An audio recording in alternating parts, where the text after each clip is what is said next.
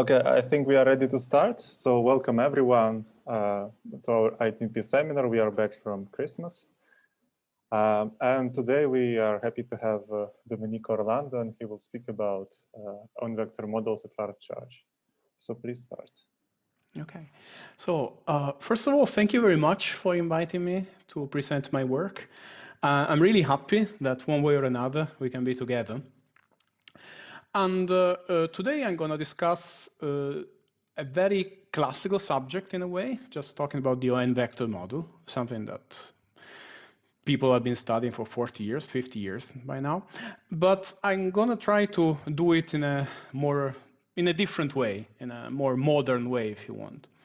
And in particular, what I'm really going to do is that I will try to discuss the on-vector model as a paradigm where, for models where you can use the large charge approach, and in particular to show how you can construct an effective field theory that describes a strongly coupled conformal field theory, which is the Wilson-Fisher fixed point of the on-vector model. And today, after having discussed the effective field theory construction, I will show you how everything can be understood naturally in a double scaling limit, which means both large charge and large n. And then I will try to use resurgence theory in order to move from the limit of large charge to go towards smaller charges. But before I do that, what I'd like to do is to introduce a couple of friends, which are the co-authors of all the papers that were in the first page. And these are all the people I've been working with in the last years. Some of them are in the audience, in fact. Purely in geographical order, this is Simeon Hellerman at ITMP University of Tokyo. This is Debashish Banerjee in Kolkata. This is Masataka Watanabe, Weizmann, Francesco Sannino in Odense. This is Susanne Reffert and Nicola Dondi and Ioannis Kalogerakis and Vito Pellizzani from the University of Bern. This is Luis Alvarez Gomez from the Simon Center. And this is Shailesh Chandrasekaran at Duke University. So as you see, we pretty much delocalized geographically, but different people have different interests, and in fact, we have managed to make progress using this large charge approach in different fields which are more or less related to each other. Anyway, today, what I want to discuss is conformal field theories. So, the general story is that at this point, I should explain you why we are interested in conformal field theories. By now, you heard that a lot of times. But I really want to stress that my point of view today will not have to do with the fact that CFTs are the only way we have really to define quantum gravity via the ADS-CFT correspondence, or CFTs are necessary for string theory, because string theory essentially only works because it's secretly a two-dimensional CFT. But my point of view today will be to study really critical phenomena and think of conformal field theories as what you generically find at the extrema of energy flow. Now, these things are crucial because really most of our understanding of quantum field theory in general is based on understanding what happens in a CFT, maybe a free CFT, and what happens around it. So the problem is, though, that generically it is not easy to study conformal field theory. And the reason is that in general, a natural theory doesn't have nice limits where things become easy. You see, most of what we know how to compute is essentially perturbative. But generically, you do not have, the theory is not so nice to give you a parameter which is small, and you can dial maybe to a simplifying limit.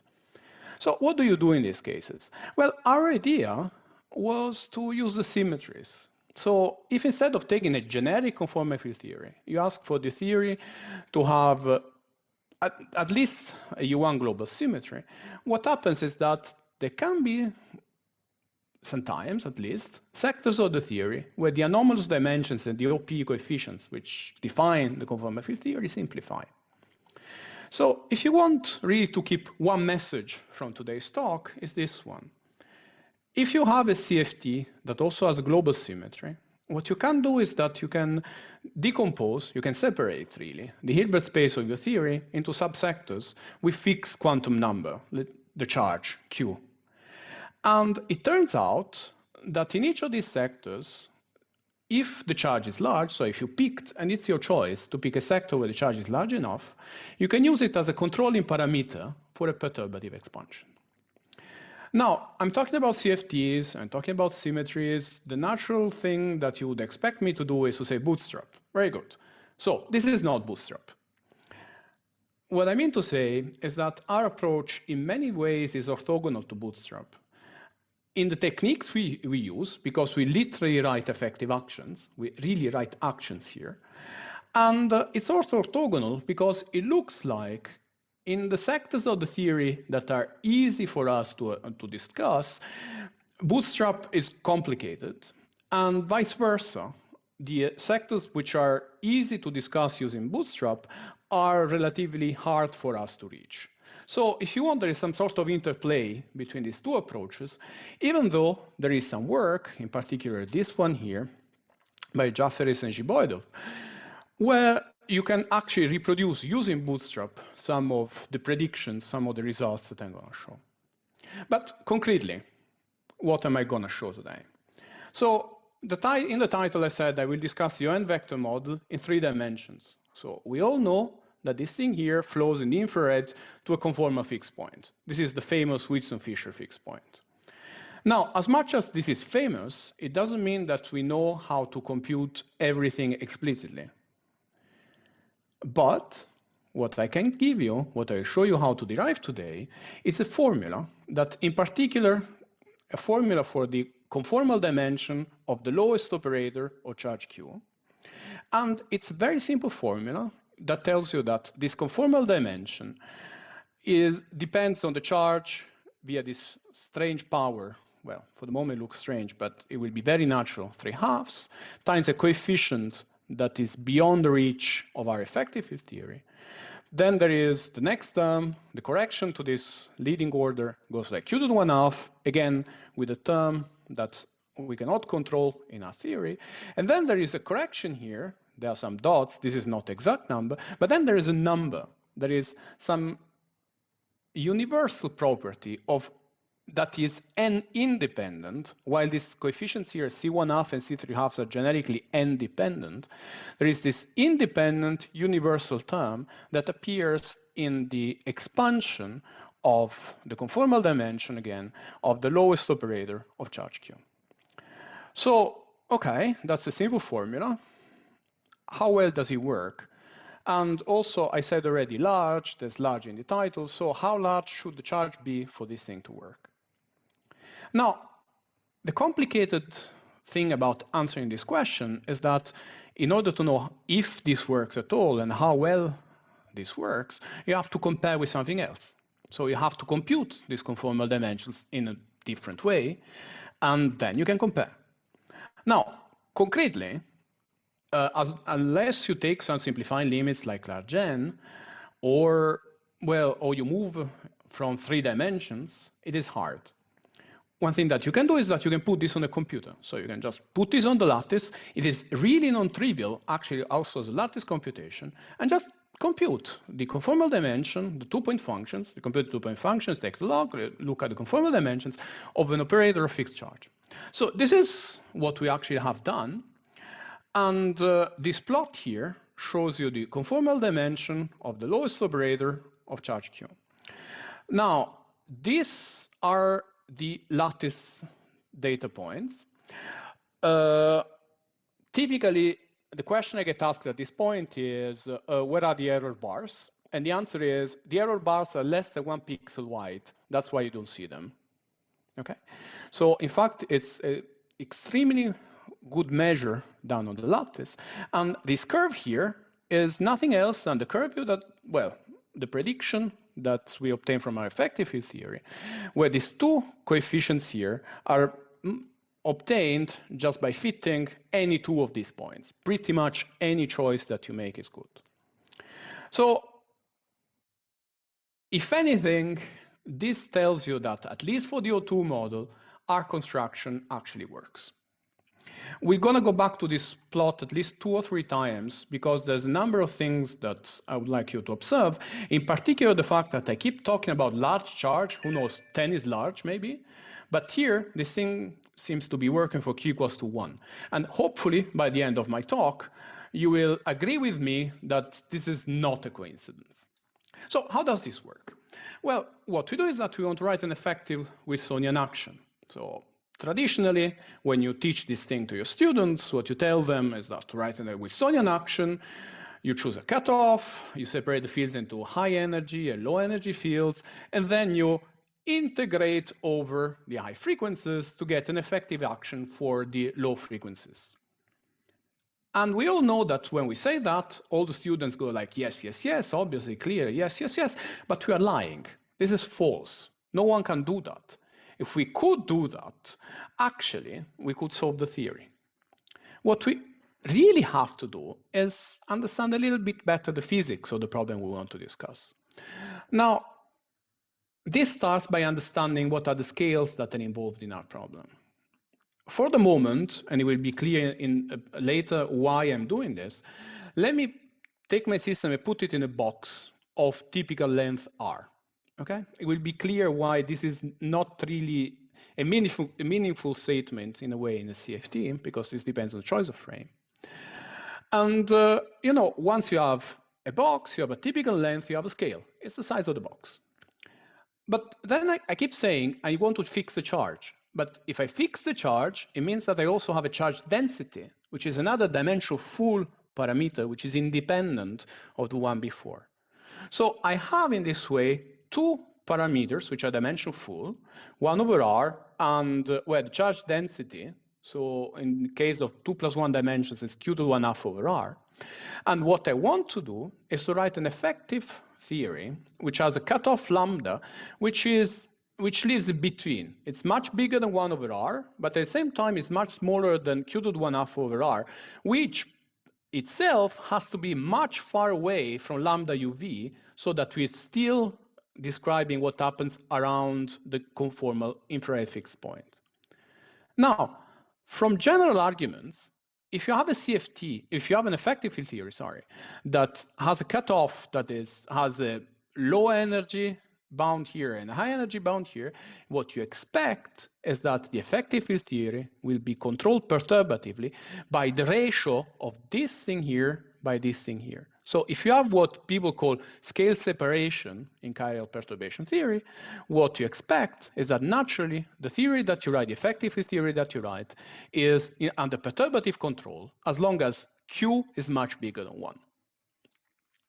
Now, let me just say a quick thing about Wilsonian actions. You know, when I introduced them before, telling you this nice story of Wilson that tells you that you integrate out half of the stuff and so on, of course, we're all aware that just trying to do that directly doesn't work. That's why tendentially people tend to think of these things as cute qualitative pictures, or depending on how much you trust these things, maybe they're good for anomalies, or maybe you can even use as convergent expansions and so on. But what I really want to stress today is that this is in a way superstition. There is a way, which is, for example, what we're going to use today, to make use of the Wilsonian effective action to actually compute things. Now, this thing I had already stressed before, there's the fact, and this is a lattice fact, that things work well also when the charge is small. And this should surprise you, because again, I keep saying about large charge, even though today's story of Resurgence might help you to believe that this is actually to be expected. But in fact, this is not something that had not happened before. What I mean to say is that there is another theory that is only supposed to work for large charge and then actually works everywhere. And this is the Regge theory. You know, Regge trajectories are supposed to work only in the limit where J is very large. But actually, when you go and look experimental, these are real experimental data. The data really is aligned to the prediction of the leading order, I remind you, of Regge trajectory, till J equals to 1. So there is some sort of, unreasonable effectiveness of this effective field theories. Even though, again, Resurgence will maybe help us to understand why this works. Now, as I said, today I'm going to discuss the n vector model. In fact, there are many other things you can do using this approach, and this is a very incomplete list of things that people have been trying to do using the large charge large charge expansion, possibly together with other expansions, or using together with supersymmetry, or as I said, there's some work also with bootstrap, and there's some work also about gravitational systems. So I will not cite many people during my talk, but this is, again, a very incomplete list of things that you can actually do. Now, concretely, what is today's talk about? So after this very long introduction, I will show you explicitly how to compute an effective field theory, how to write an effective field theory for the O2 model in 2+1 dimensions. So what I will show is how to write an effective field theory for a conformal field theory, how everything, at least a leading order, depends on what happens at the saddle. You just have to find what is the saddle. And well, I also quickly show the state operator correspondence, which is the reason why I will concentrate on energies on compact manifolds, but because I actually secretly want to extract information about conformal dimensions. After that, I will try to justify the predictions of the effective field theories from first principles. What I mean by that is that I will consider the system or the ON model a large N, where I can actually compute things. And I will show you that all the predictions that we make with the effective field theory can actually be verified. And well, I will start to get towards small charge, looking at it. And finally, in the last part of my talk, I will try to use resurgence, first in the limit of large N, to go to small charge, and then to try to propose what we believe is the general structure of the non-perturbative corrections to our effective field theory, that in this way we can push till smaller charges. So this is the end of my super general introduction. From now on, I'll try to be a little bit more explicit and show you a little bit more formula. But if you have general questions, it's a good moment. Well, just to make sure that I understand, so beyond like ON, or in this case O2, you have an extra symmetry, which is U1, right? No. This is literally the U1 I mean, the U1 I'm using is the one of the O2. Ah, okay. So you don't have so any... this is literally that. I don't need anything else. It's just that I cannot do this, well, maybe, but using techniques I will show today, I cannot do the Ising model directly. But the O2 model has a global symmetry. It's called the O2 model because it has a global symmetry, and that's the symmetry I will use. And no extra ON. No. This is just, you know, this is the thing that you find in the books. Okay. So it's the XY model. I will describe, if you want, the superfluid transition of helium-4 at 4 Kelvin. That's the thing I'm going to talk about. Okay. So can I ask a general question? So you're talking about Ising model and things like that, so which seems to be physics. However, in physics, you can't measure operators with very large charge. Absolutely. Large spin. So in the sense, I think these 2 points of view are conflicting. Either you talk physics or you're computing something at the large charge. Oh, I promise I will talk about physics. Now, the point is that, so first of all, not Ising, because as I said, I need the global symmetry. And for Ising, it's hard, because I need the continuous global symmetry to do what I want to do. But so here's the thing. I am working in a limit, in a certain a certain limit, because in that limit, I know how to write things. At the same time, what I will show you today is that using what I learn from this sector of the theory, I can actually answer questions about what happens in the sectors that you'd call more physical, so where the charge is smaller. So in particular, what I want to show is that I will compute things up here, but then I will get results that are valid down here. Here, charge is 1. Huh? So this is, I think we agree that this is physics, if you want. That would be great. Yes, thank you. It will be.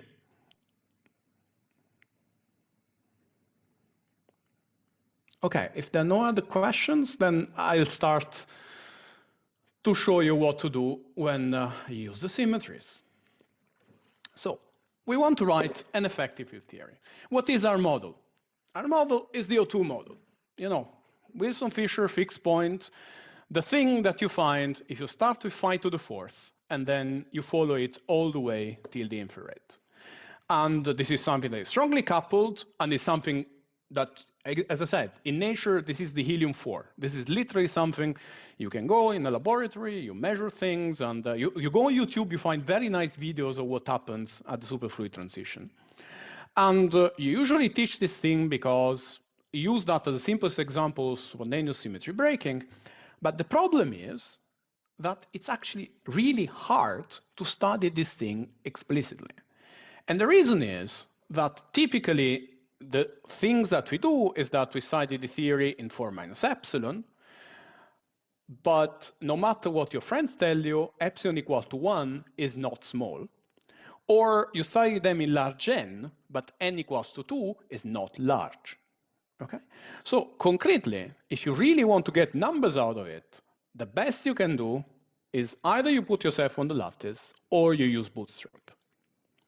Okay? Now, how do we describe this model? So what we do, as I said before, is that we want to consider subsectors of fixed charge Q. And this I can do because O2 is a symmetry, so my Hilbert space can be divided into sectors of fixed charge. That's okay.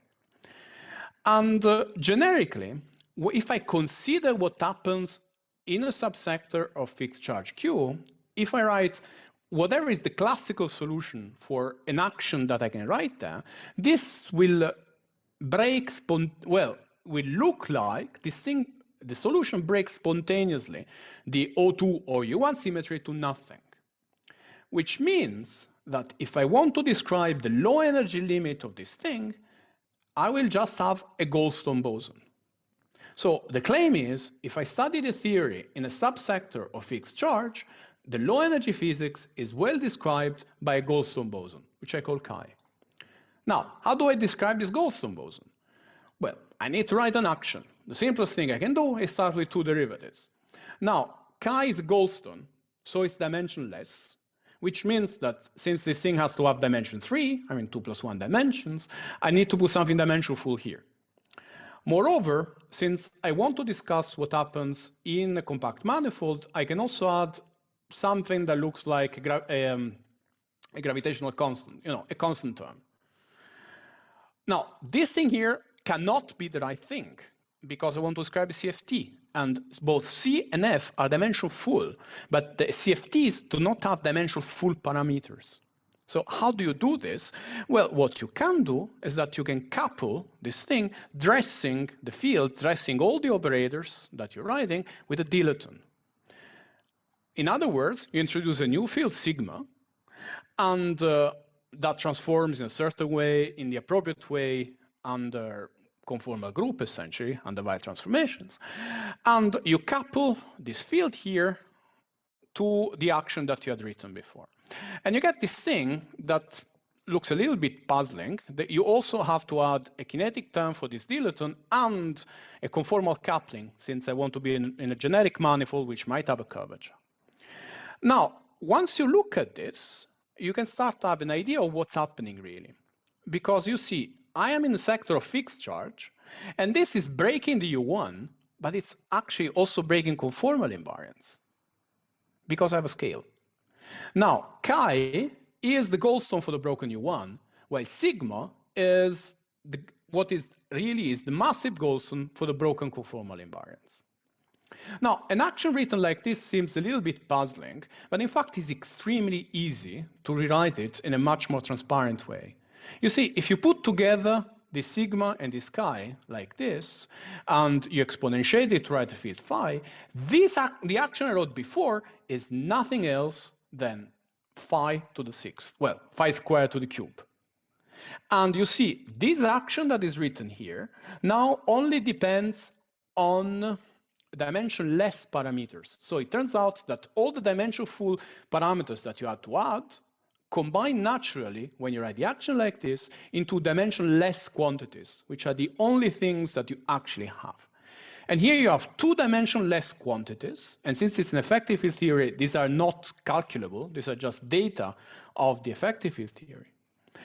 In general, this field curly phi that I added is some very complicated function of the original field phi to the fourth I had at the beginning. So completely forget the UV description. My claim is that an action like this is enough to describe the physics around the infrared as long as I am limiting myself to a sector of large charge. How does this work? Well, you see, here you can be worried because it's phi to the sixth, essentially. And this is, okay, maybe you can help yourself here because you have this thing that looks like a mass term, so you can think maybe you can still quantize this theory. But this is not the point. The point is that together with the phi to the sixth, once I fix the charge, I have a centrifugal term. So the real potential, the actual thing that your field feels, once you are in a sector of fixed charge again, is something that looks like that. And the minimum of the theory doesn't happen in zero, but happens somewhere in between, where it's nice and quadratic at first order. And the position of this minimum will depend on the value of the charge that you have fixed. So to be a little bit more precise, what you look for a solution that has fixed U1 charge. So you look for a solution where chi is not constant, but is going to be linearly depending on time. There's a constant mu here, and while sigma is just constant. Well, what you can show is that once you write the equations of motion, this is a solution to the equation of motion. So it is a solution of the minimal energy solution for a given fixed charge Q if mu goes like Q to the 1/2 and the VEV of sigma goes like 1 over Q to the 1/2. Now, once you compute the classical energy of this object, you find that these are the two parameters that have appeared in this combination, and you find that the energy will go like this parameter times the volume times charge to the 3/2. These are the parameter times the curvature times the volume charged to the 1/2, and then other things that are less important once the charge becomes large. Now, this is just a classical solution. What you want to describe is also the quantum fluctuations on top of that. Now, what you find, if you do this, is that there is a universal conformal Goldstone. So the fact that you break in the U1, and at the same time you want to describe something that remains scale invariant, at least approximately. Remember, it's phi to the 6 in 3 dimensions, it's scale invariant, gives you automatically, as a constraint, that the oscillations on top of the ground state have this form here. They are linearly in the momentum, but not with the speed of light is not 1, because you fix the charge, you broke Lorentz invariance, but here the speed of light is 1 over square root of 2. In 3 plus 1 dimension would have been 1 over square root of 3, and so on. There's another mode. The other mode is massive. And this essentially is useful because it will control the magnitudes of the quantum fluctuations. And the fact that this other mode is massive with a mass that goes like mu, and mu is Q to the 1/2, is the reason why every quantum fluctuation that you write on top of the classical solution above is controlled by powers of 1 over Q. So in other words, modulo one term that we'll show soon, everything that modifies the classical solution I showed before and the energy I showed before is suppressed by powers of 1 over Q. Now, of course, since one of the two modes is massive, you can just integrate it out. Well, you can pretend you can integrate it out. What you can really do is that you can write an effective action just for chi. And if you write the effective action just for chi, since chi is dimensionless, and all the parameters of the theory have to be dimensionless because it's a CFT, the only choice you have is that your effective action has to start as del mu chi to the 3/2. It's the only way you have to get something of dimension 3. Then you have the curvature, which gives you something of dimension -2, which means, dimension 2, which means that the curvature you can associate to an operator as del mu chi to the 1/2, and so forth and so on. So this is looks a bit weird because there's 3 halves, but in fact you should think of them as something that is expanded around the classical solution of mu t.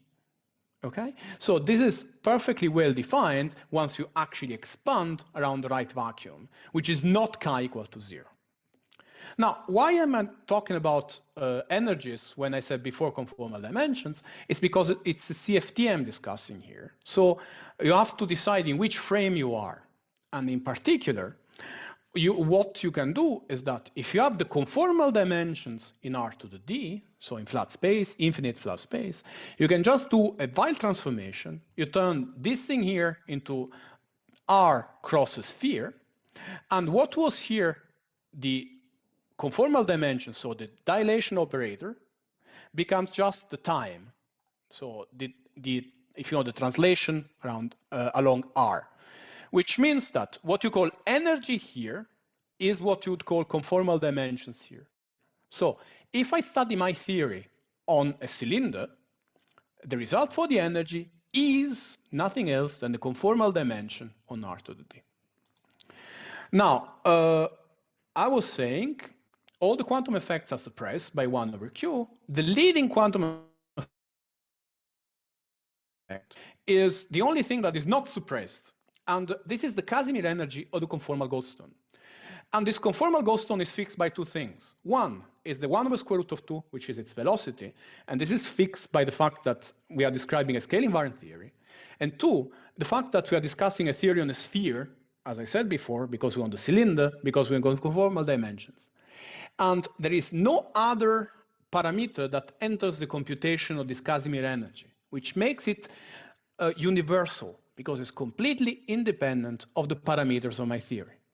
So the final result that I get from here is that if I compute the energy on the sphere, which is the conformal dimension again, what I find is something that goes like q to the 3 halves, something that goes q to the 1 half with parameters I cannot control, and then this universal term here. Okay? So what have I done? We started from a CFT, which is something where there's no mass gap down, no particle, there's no Lagrangian. Okay? So it's a complicated, strongly coupled theory. But I picked a sector, and in this sector, the physics is described by a semi-classical configuration plus small fluctuations. And even though the full theory has no small parameters, we can still write a very simple effective field theory that describes this sector of the theory. And we can use it to compute physical observables, essentially using nothing else than perturbation theory. Okay, so this was the most complicated case possible, because the O2 model, as I said before, cannot be really described easily, differently, if not on the lattice or via bootstrap.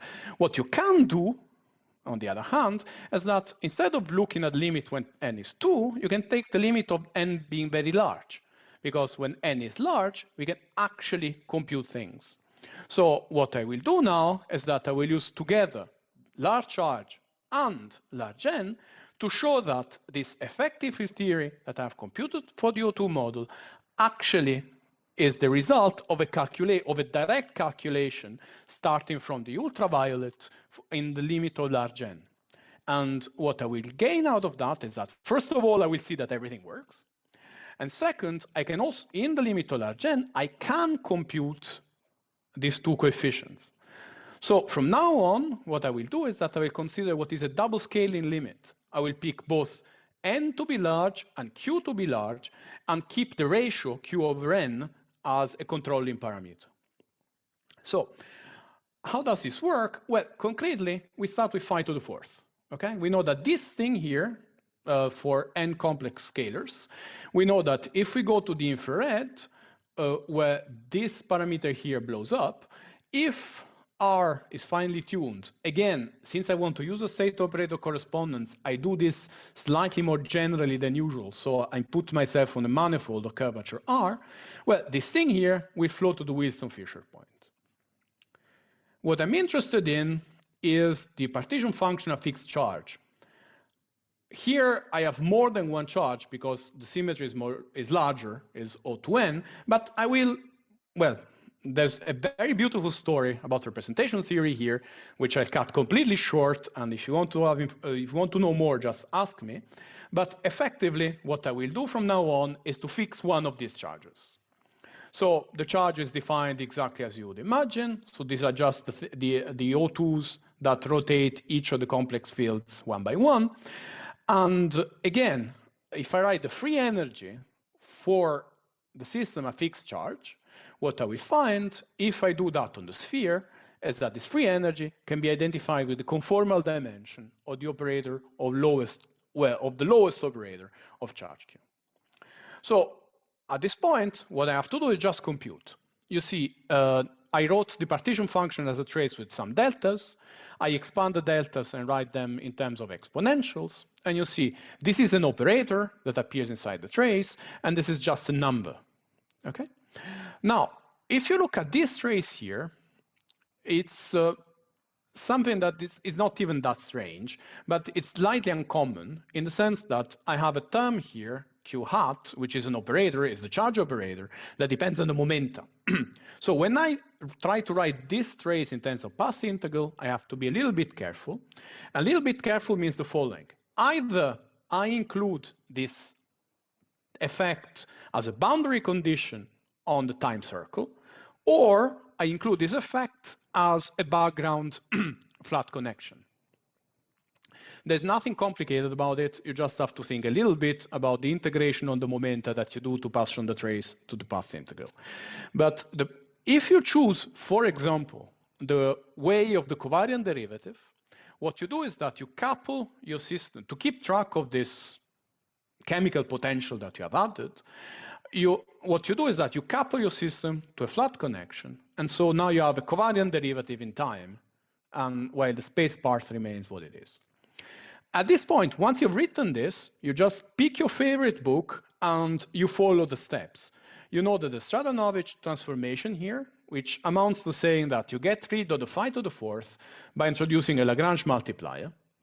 And once you have introduced this Lagrange multiplier lambda, you see that the fields phi appear only quadratically, and it means that you can integrate them out to write an effective theory only for your former Lagrange multiplier lambda. Actually, it is slightly more convenient before doing that to expand the fields and including the former Lagrange multiplier around the VEV.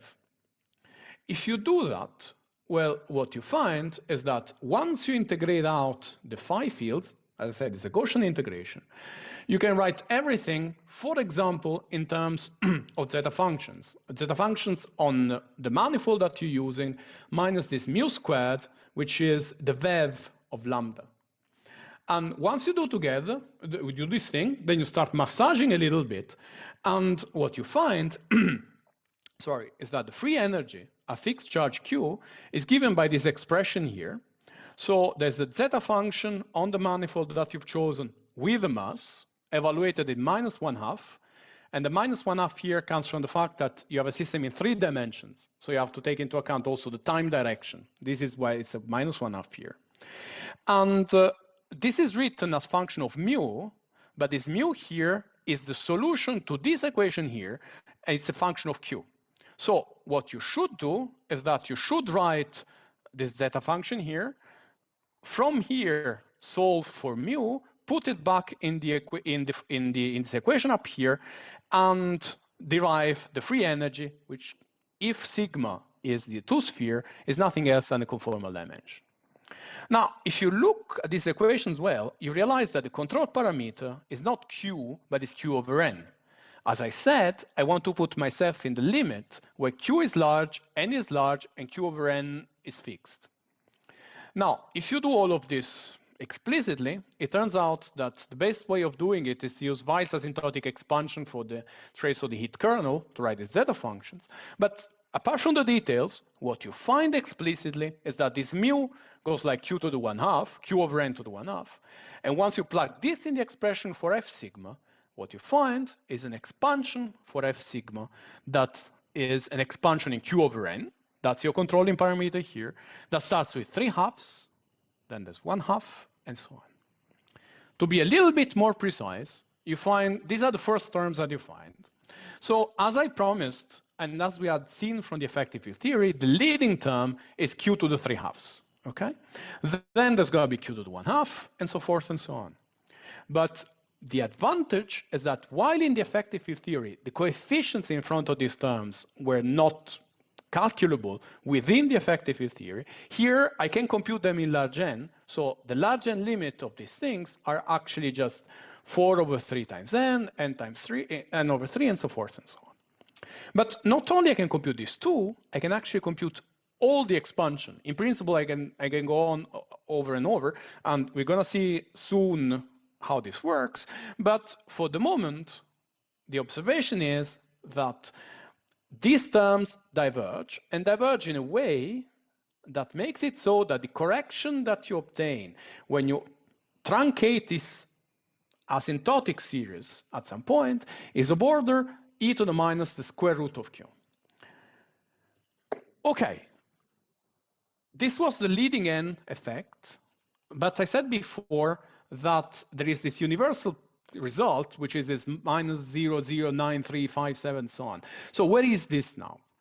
Well, it can't appear leading n because it's a universal term, so it cannot be proportional to n. So it has to appear as a 1/n correction. Now, instead of showing you how you actually do it, let's say I have a nice drawing, I think, that tells you the philosophy of the computation. And the philosophy is very simple. You start with a number of fields. These are your n complex fields. And normally, what we've done before is that we just throw them to make a smoothie when we did the path integral. Now, if instead of throwing all of them in, we separate one complex field, what happens is that you can write an effective action for this complex field around all what has happened to the other fields that get integrated out.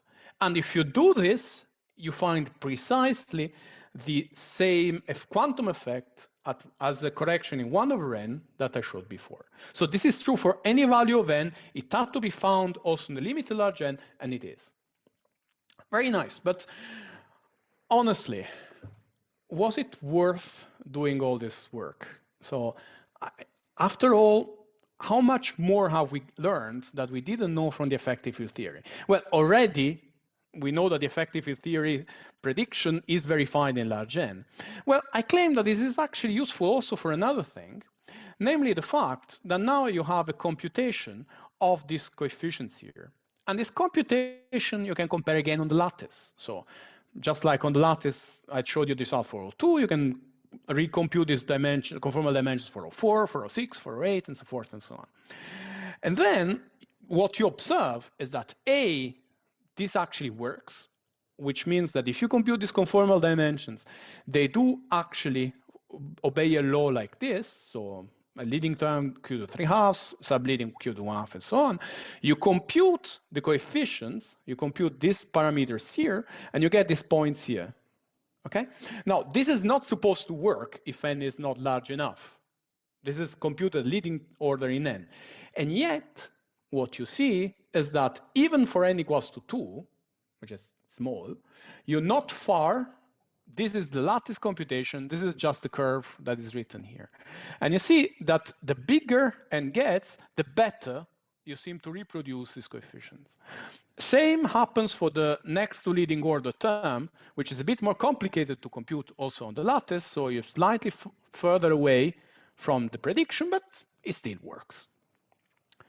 Very good.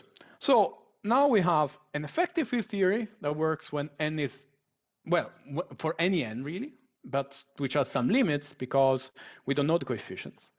We have a result at large n where we have full control of everything. And the question is, can we put these two things together? Can we use at least the case on which we have perfect control over everything to learn about what happens when the charge is small in general? And in order to do this, we have to put together something else. What we have to use is resurgence. But before I move to that, are there other questions?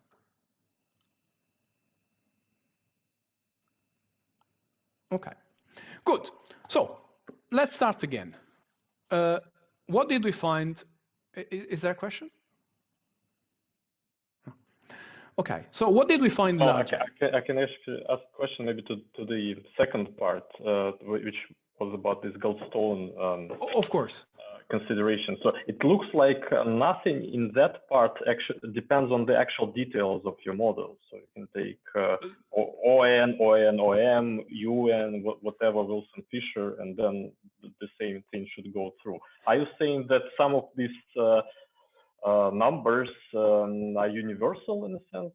I'm saying that there is, okay, so unfortunately I cannot be as precise as I would like. As in, I'm not trying to say that whatever CFT you take is gonna work like this. What I'm saying is that there are large classes of conformal field theories that work like that. And in particular, the Wilson-Fisher point works totally like that. And there are other examples of other theories that we have studied and other people have also studied where eventually everything they can show, well, it has been shown in taking different double scaling limits, for example, that things do work like that. And now, the 3/2 in particular is something that is very robust and ultimately is related to the fact that the fixed point that we are considering is isolated.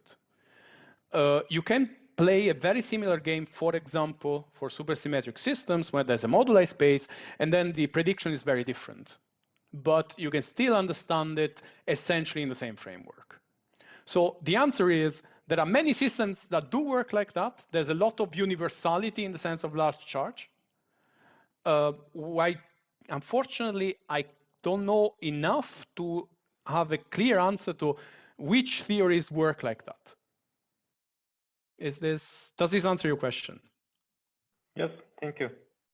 Okay, so what have we seen in large? About Lateral expansion. So yes. Does it technically appear as the saddle point expansion for the integral? Absolutely. Do you claim that you get all the coefficients, not just the few first ones? Yes. Yes. And yeah,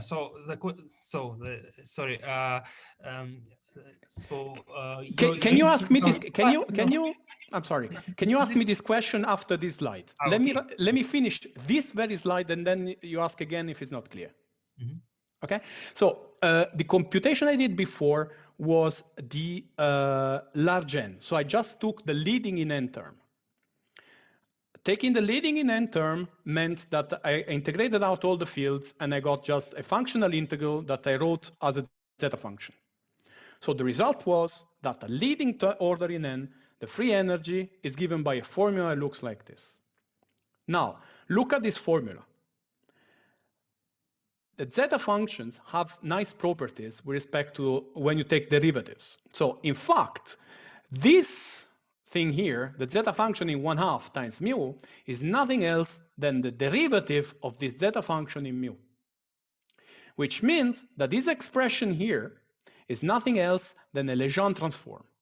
So the claim is that if you write the free energy per degree of freedom, well, this is given by a Legendre transform of what I would call, in thermodynamics would call this a Gram potential or a Landau free energy, which is given a leading order in n by this zeta function.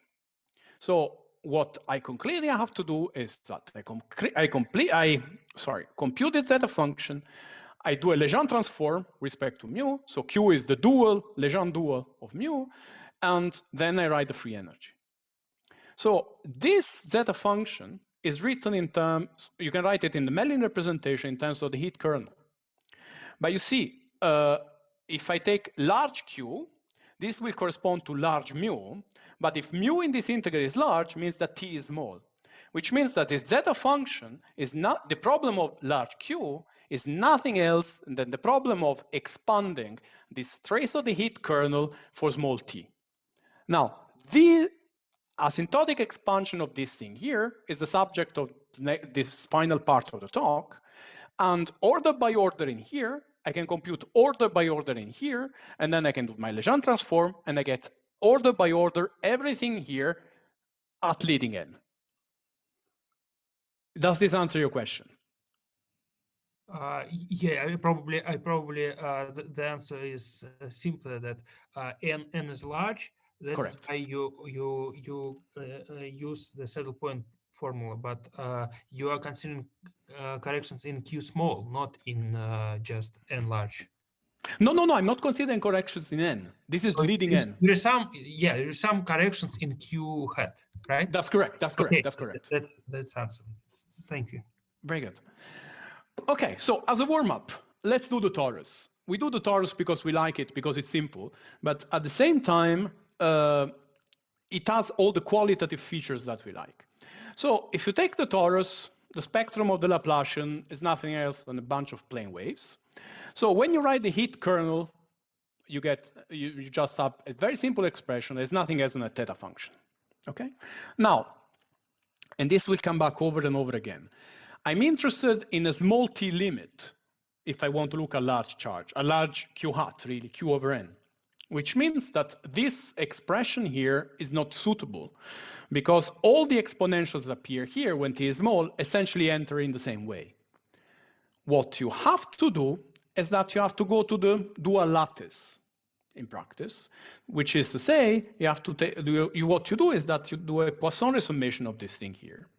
And once you Poisson resume it, so it's just, just use Parseval equality, call it as you like, what you find is the trace of the heat kernel can be written as this term here, so L square over 4 pi t, this is the leading term in biased asymptotic expansion, and then is this plus exponential corrections, but you see now t is at the denominator, so when t is small, these are really extremely small, okay?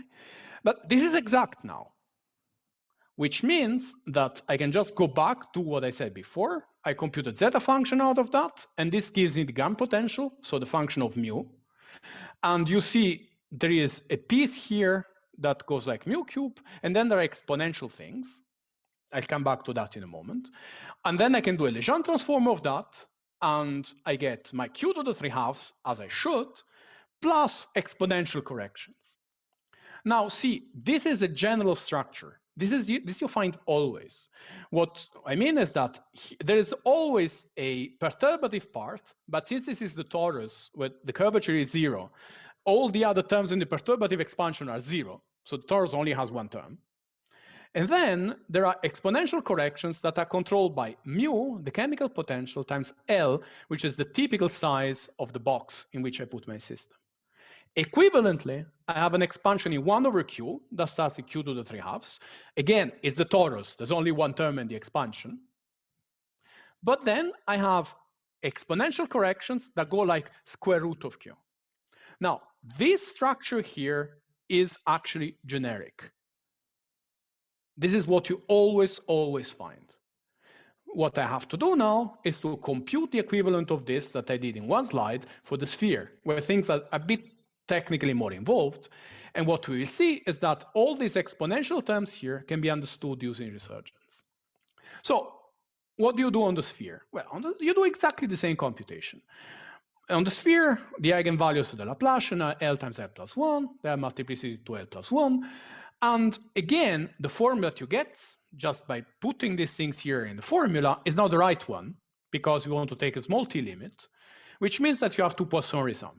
Now, technically it's more involved here. Turns out that it's useful to multiply by this. And the reason is that what you really want to compute is not the Laplacian, but it's the conformal Laplacian. But okay, you have to work with the fact that here you start summing from 0 and not overall z, but you can do that. The important thing is that at the end of the day, you get a closed expression for the trace of the heat kernel after Poisson resummation. And this expression here is written in terms of the error function. This is exact.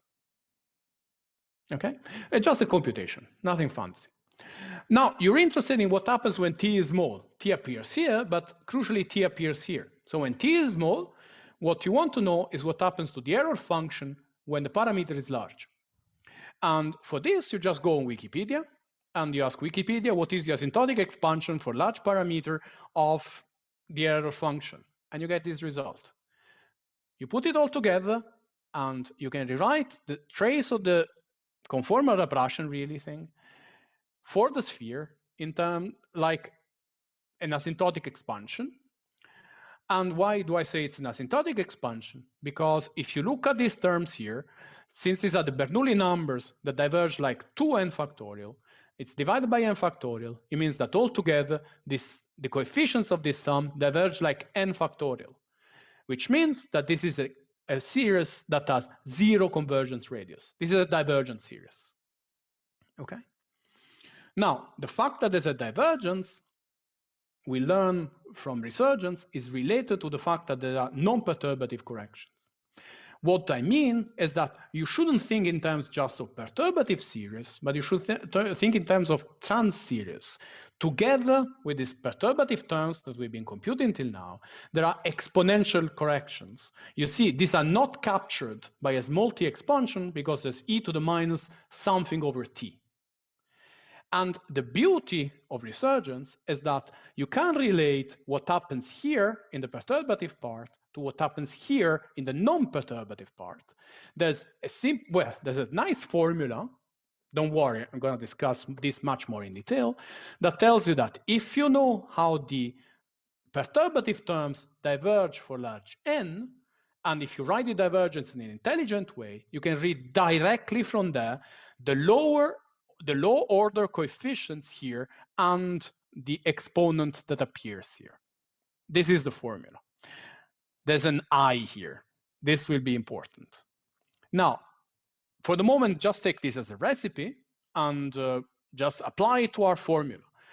If you're smart enough, you can write the coefficients of the asymptotic expansion of the heat kernel on the sphere in this form. This form is literally the form that was in the previous slide. And so you just read. And what you read is that, well, beta is 1, but anyway, the important thing is that you read the coefficient of the exponential term, which is pi k squared. You read that all the coefficients of the perturbative expansion around each of these exponentials are all 0 but 1. There's only one that doesn't vanish, which means that Resurgence tells you that in the trans series, all the perturbative expansion around each exponential is truncated to just one term, which is this one that is written here. Now, this is really confusing. At least to me, the first time I've seen all of this, I was really puzzled because I started by telling you I have an expansion, and then I tell you this diverges, it has 0 convergence radius, but there are exponential terms, and you end up with stuff that is imaginary. Okay, but this is the heat kernel. Huh? This is the real quantity. You can't escape that. So how do we make sense of all of this? We ask Borel. The point is you have to do a Borel resummation of your series, and this will explain you what's happening. So you've seen this thing here, this slide, essentially, if you've seen any talk about Resurgence. The idea is that you start from your divergent series, you associate to it another series where each coefficient is divided by an appropriate factorial, and this associated series now is convergent. It has a finite radius of convergence. And if you take it, you can do a Laplace transform of this thing here. And if this, this is essentially the definition of the gamma function. Huh? So if this Laplace transform, converges, then the value of this thing here is what you want to associate to your supposedly divergent series. Okay, so this is the logic. The problem is that here there's a dash, dash, dash, dash, because in general, this object here is not well defined. In particular, what can happen, it does happen, is that, you see, here I'm integrating on the real axis. This function here might have a pole or many. So what do? If on the real axis you meet poles, you can't just integrate over them. How do you do that? You have to tell me. Maybe you go over, maybe you go under. Well, you define in this way what is called the lateral Borel transform, but why choose one instead of the other? And in any case, this is telling you that there is some sort of ambiguity. You see, if I go up or I go down, the result will be, we'll have the same real part, but we'll have different imaginary part. And this imaginary part is essentially the sum over the residues. Okay, so we need something else to get rid of this imaginary ambiguity. We're gonna get it. We can do this game, play this game for the coefficients we found. Turns out that the Borel transform can be resummed in terms of elementary function, and you find a nice form for this Laplace transform. And by the way, this form of the heat kernel written here is something that people knew essentially 100 years ago. But the problem is that there's a sign at the denominator, which means that there are simple poles, which means that we are exactly in this situation here, which means that this integral here has an ambiguity, and we have to solve this ambiguity. And we can measure the ambiguity by just computing the residues around these poles, and we find this value here, which, if you remember, that's exactly what that magic resurgence formula had predicted before. But we need more ingredients here. So what is the more ingredients that we need to add is some knowledge of what happens non-perturbatively. Well, this problem is actually extremely nice from this point of view, because you can give a non-perturbative definition of the heat kernel if you understand the heat kernel as a path integral. You see, if you think of this Laplacian here as a Hamiltonian, what this trace here is nothing else than describing a free quantum particle that moves on the manifold on which you put your theory. Okay, so once you go to the path integral, the action that corresponds to this Hamiltonian here is nothing else than the length. Well, this is the Polyakov action. Of course, you have diff invariance, you can change things, but an intelligent choice is to pick this thing here where the action is nothing else than the square of the length of the path.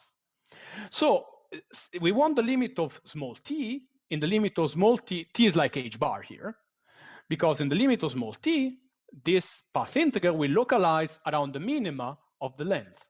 But the minima of the length are nothing else than the geodesics, which means that your heat trace will be nothing else than a sum of a closed geodesics, each weighed by the length square divided by 4t, and around each of these geodesics, generically, you will have a perturbative expansion. So this is literally the structure that we had found in Resurgence, and only now you have a geometric interpretation, because to each of these exponential term, you can just associate a closed geodesic that goes around the manifold that you're discussing. You can play this game around the torus. I go very fast because I'm really out of time, but what you will find is that you can recover directly from this computation of the path integral, you can recover directly the theta functions that we had found before. In the case of the sphere, the computation is not much more more interesting, really, because you see, geodesics through a point are just equators. But new things can happen. For one, if you fix a point, there's a zero mode because you can rotate the equator without using any energy. Moreover, these geodesics are unstable because you can just slide off. Okay, so these things don't appear on the torus, but when you compute this path integral on the sphere, they actually enter the computation of the determinant, and you have to take them into account. You can do the calculation very explicitly, and what you find indeed, that for the fluctuations around the geodesic, there's going to be a zero mode corresponding to the equators rotating, and there's going to be 2n minus 1 unstable modes, which, 2k minus 1, this should be k. Unstable modes that correspond to the geodesic sliding off. But you compute all of this, and what you find that once you put all together, the contribution given by any non-trivial geodesic is precisely of this form here. T to the 3/2, the pi to the 3/2, everything. So this is literally what you had found as an ambiguity from the Borel transform. There you are.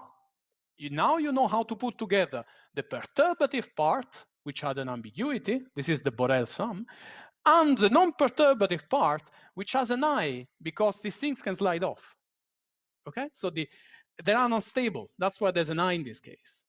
And if you put them together, these things here cancel exactly the exponentials that you are getting here for having gone around the residues. And what you remain with is just the real part of that Borel transform. Of course, now that you have this, you can play all the game, write the zeta function, do the Legendre transform, you get the free energy. And in this particular case, you can actually compute numbers and you can compare them with a perturbative expansion that you can do for small charge. Turns out there is a perturbative expansion. I can discuss about that later if you're interested. And this is a convergent series. If Q hat is smaller than 1, I actually know the result. And you go numerically, you know, the result of small charge, which is convergent, is something like that. You take this integral, you solve it numerically, you get that. This agree up to 8 digits. The only reason why they agree up to 8 digits and not more is that adding each digit in this computation here on Mathematica takes 10 times longer than the previous one. And to compute these digits here, it took already 26 hours. Still, I claim that this is pretty much evidence that things work. Now, in the next -2 minutes that I have, I will try to say something a little bit more general. You see, this was the beautiful world of large N, where you can compute everything, you know everything, everything is under control, there's Borel summation, there's everything. But what if you have any n equals to 2? What can you do? Well, it turns out you can still say stuff. You see, this expansion of the grand potential I had is nothing else than the effective field theory I had showed before, computed around the minimum. Okay? The problem is that in the effective field theory, we don't know these parameters. Nonetheless, the non-perturbative effects that I have discussed, they don't care. They really just come from the geometry.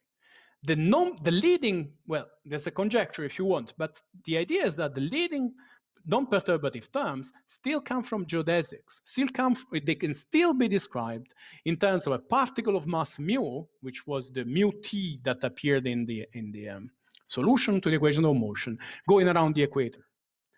And you see, the reason why mass mu is because you need something that is massive, and this is a CFT, and there is nothing else that has a mass, if not what you put in as a charge density. Which means that this is telling you that the conformal dimension is a trans series itself. I don't have any control over this, but what I know is that the leading, well, what I expect is that leading non-perturbative correction goes like 2 pi mu, but mu using the equations of motion is 3 square root of q. So this thing here goes like e to the minus 3 pi f naught, which is the leading term here, times square root of q. And this is new in the sense that there is an interplay, because on the one hand, we know, as we showed before in Resurgence, you can relate the large N behavior of your series to the exponential corrections. But here the exponential corrections themselves have as leading term the f naught that comes from the perturbative term. So what can you do if you don't know everything? The one thing that you can do is that you can pick an optimal truncation. So what this series is divergent, but the fact that the leading terms, well, the exponential correction goes like this, means the divergence is not random, but is really completely fixed by that. In particular, the square root of q here means the divergence must be like 2n factorial. And this 3 pi f naught has to appear here as 3 pi f naught to the minus n. You see, this form of the exponential of the divergence is the same, contains the same information as this exponential term. But if you know that your terms go like this, notice I know how they go even if I don't know them. But if I look at this, I can just minimize fn times q to the minus n. And this is minimized by a precise value that gives what is called the optimal truncation. And you can compute it here. And what happens is that in the O2 model, from the lattice, you compute this f naught, which is 0.3. So you put it in the formula, and it tells you that the optimal truncation will happen for square root of q. okay? And the error that you make is of the order of e to the minus pi square root of q, just because f naught is 1/3, huh? Okay? Very good. So what did we do on the lattice? Well, on the lattice, we observed the following things. If we just use 3 terms, we get the best fits. 3 is the square root of 10.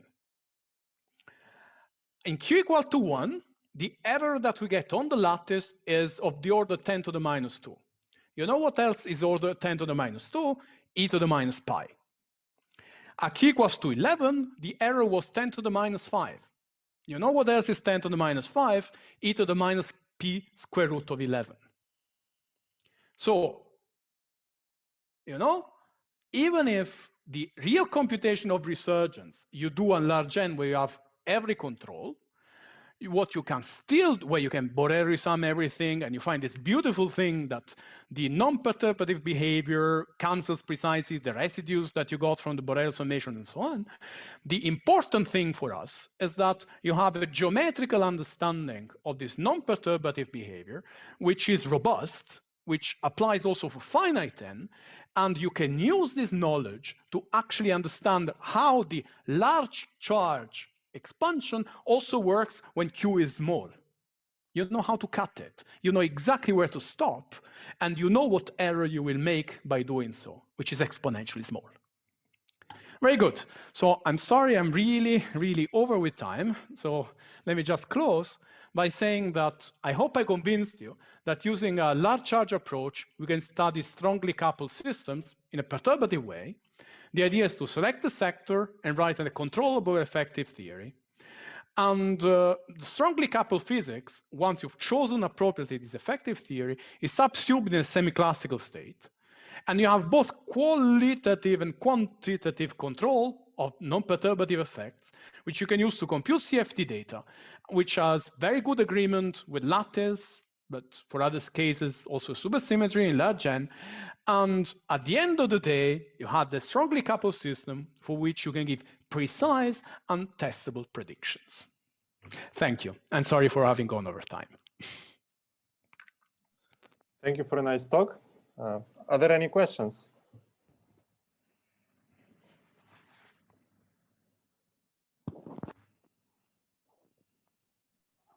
So can I ask about Ising models? So you have these two simplest operators, phi itself and phi squared. No, well, don't. Has charge 0, but do not. Don't ask, or no, don't ask. And the reason why no, you can't ask is that you see everything here was based on the fact that I had a continuous symmetry. The fact that I have a charge and I can divide my system in sectors of fixed charge and so forth. Yeah. Let's take liquid helium. So let it be. Okay. You see, Ising, the problem is that the charge is either 0 or 1. So that it's not large. O2, liquid helium. Yeah, exactly. Perfectly cool with that. Yes. Yeah, and so for liquid helium again, so you have this phi I or phi squared operators. So do you have predictions for those and how well they agree? Okay, I'm sorry, I've not written the numbers. The prediction that you get is at least of, okay, so for charge 2, the prediction that we get from here and the prediction I get from bootstrap are essentially the same. I do believe that there is a, it's like 4 digits good. I mean, it's as good, it's perfectly compatible with experiments, and it's as good as you can do with bootstrap there. Maybe not. I mean, I don't know. There are issues about the 5th digit or something like that, but it is that good. Can you also compare it with the large n and epsilon, who are also Borel resummable, I think, and people do use these techniques? That's correct. And okay, so the large n is Borel resummable indeed. And of course, you find the results on the, I mean, the precise numbers on the paper, but we are at the level of 10 to the minus 2 correction. I mean, okay, here it is. The precise number is this one. Sorry, I'm trying to go back. Okay, the computer decided I shouldn't. This is the error that you make. So the order of the error at q equal to 1 with respect to lattice or large n or experiment really is of the order 10 to the minus 2.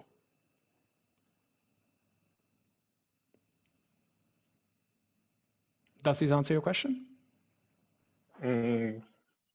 Well, 10 to the minus 2, but I mean, the original Wilson-Fisher prediction, say, for anomalous dimension was 0.51 or something. I mean, it was already 0 minus 2, one loop result. Yeah, I know. I mean, the original... It was already 10 minus 2, I think. That is correct. I mean, that is correct. You just do literally nothing, one loop, and then you get this. I completely agree. But the point is that you cannot do any of the others. I mean, here you're asking me what happens in the worst possible case for what I want to compute. If you had asked me what is the error that you make when Q is 100, I could have said that I get something that I can't compare to anything else because there's no other way to compute it. You see, you put me in the worst possible case. You see what I'm trying to say? Yeah. Of course, I mean, small charge is the worst possible case for this, but and still, in fact, the most interesting. I'm just claiming I'm competitive even there. That's what I'm saying. One might want to add that even for Q equals 5, there's nothing else to compare to. Neither bootstrap nor nor epsilon nor whatever. I have a Domenico, I have a question. So. It's a bit sideways. Is there any lesson for gauge theories? For example, in N equal 4 super-Young-Mills, the story of large charge limit, of course, is old story of BMN, but now we'll always do first large N and then Toft coupling expansion, which is not exactly what you were doing. But in early days, there were some partly wrong suggestions that we can interchange limits or do something different, expand just in G Young-Mills. So I just wonder if some of this story may be useful in the context of N equal 4 theory. Very good. So the story is different. The philosophy is the same, the story is different. And the reason why the story is very different is that in supersymmetric systems like N equals 4 or N equals 2, say take SU2, N equals 2 super QCD, okay? The story is different because there's a moduli space. So essentially, the philosophy I used is the same. All the formulae look different. There we can compute things even much better than here. So I have an explicit the conformal dimension of the lowest operator is boring because this is just BPS, but I can compute the 3-point functions, and I can compute them to, I don't know, 10 digits precision. I mean, the results that we get with this approach, in that case, N equals to 2 super QCD SU2, no large N, no nothing, agree with what you get via numerical localization to, I don't know, 10 digits. I mean, we get some ridiculously good results. So yes. Okay, thank you. Today I had to choose something to discuss, but there's a beautiful story about supersymmetric systems.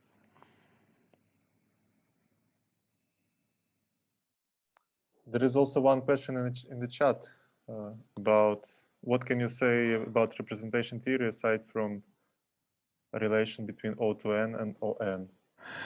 Okay, so good. This is a very nice story that is complicated. So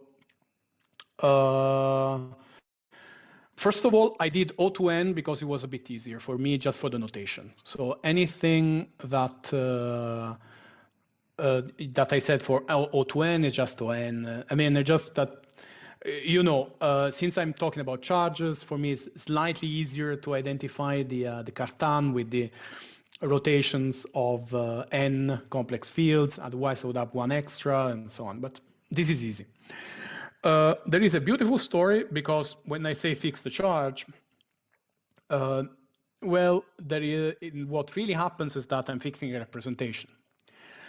And in all the story I told you here, I assumed, even though I didn't say it, I assumed that the solution, the ground state solution, is homogeneous. Now, this is an assumption. Well, depending on the system, this is either an assumption or a result. For the O2 model, it's a result. For the ON model, it's a choice. And it turns out that if you look for solutions that are homogeneous, you get completely symmetric representations.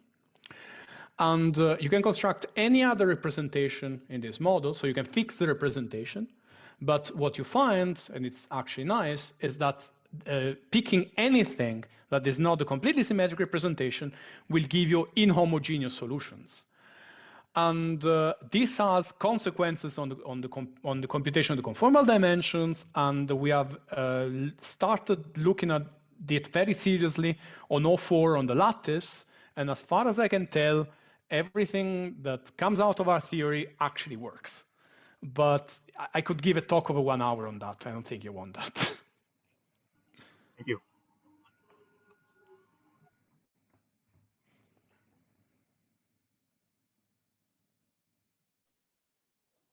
Any other questions?